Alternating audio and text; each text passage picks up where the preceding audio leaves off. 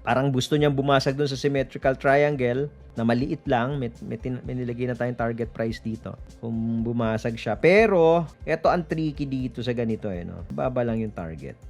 Mga nasa $80,000. Alright?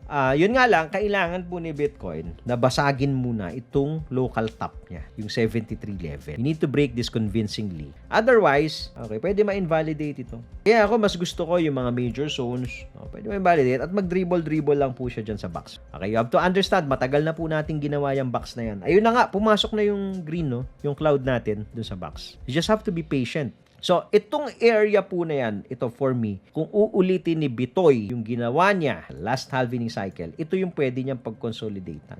62 to 73 or a little lower, baka bumaba pa dito ng 60,000. Pwede pa dito sa 60,000. Ngayon, may isa pa tayong theory dito. Ito naman yung malaking cap and handle kung ifo-form niya sa weekly time frame.